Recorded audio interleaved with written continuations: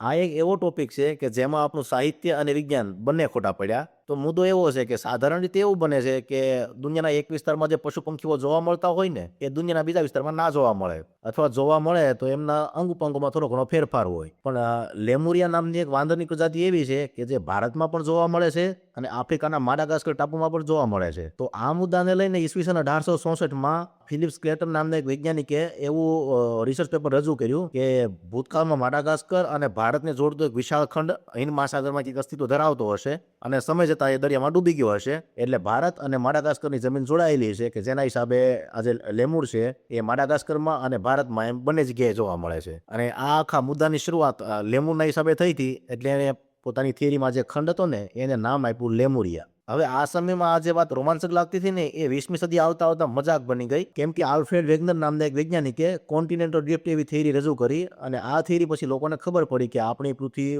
બીજું કશું નહીં પણ લાવા ઉપર તરતા એ જમીનના પોપડા છે. અને અત્યારમાં ભલે એ બધા અલગ અલગ ખંડો હોય પણ ભૂતકાળમાં એ બધા ભેગા મળીને એક જ મહાખંડ બનાવતા હતા અને એને નામ આપ્યું પેન્જિયા. સમય જતાં આ જે પેન્જિયા મહાખંડ હતો એમાં ભંગાણ પડ્યું અને એના બે ભાગ થયા, લોરેશિયા અને ગોંડવાના લેન્ડ. એમાં જે ઉત્તર તરફનો ભાગ હતો લોરેશિયા, એમાં આજનું એશિયા, યુરોપ અને ઉત્તર અમેરિકા, અને જે દક્ષિણ ભાગ હતો જેને ગોંડવાના લેન્ડ કીધું, તો એમાં આફ્રિકા, ભારત, ઓસ્ટ્રેલિયા અને એન્ટાર્કટિકાનો સમાવેશ થતો હતો. અને સમય જતાં આ જે ગોંડવાના લેન્ડ હતું એમાં પણ ભંગાણ પડ્યું અને ભારત અને માડાગાસ્કર બંને અલગ પડ્યા. એટલે ભૂતકાળમાં માડાગાસ્કર અને ભારતની જમીન એક જ જમીન હતી. એટલે જે પશુ પંખીઓ માડાગાસ્કરમાં જોવા મળે એ ભારતમાં જોવા મળે. એમાં કોન્ટિનેન્ટલ ડ્રિફ્ટ થિયરી આવી એટલે લેમુરિયાનો હાવ છેદ ઉડી ગયો. પણ આ બધી વાત છે 19મી અને 20મી સદીની. અને આ વાતથી લગભગ 12 થી 15 સદી પહેલા એટલે કે 5મી સદીમાં આપણે જે તામિલ સાહિત્ય છે એમાં પણ એક આવા જ ખંડનો ઉલ્લેખ હતો. અને આ કોઈ નાના હોના ખંડની વાત નથી. આ એક એવો ખંડ હતો કે જે ઉત્તરમાં ભારત, પશ્ચિમમાં માડાગાસ્કર, પૂર્વમાં ઓસ્ટ્રેલિયા અને દક્ષિણમાં છેક એન્ટાર્કટિકા સુધી લંબાતો હતો. અને સાહિત્યમાં આ ખંડનું નામ હતું કુમારી કંદમ. અને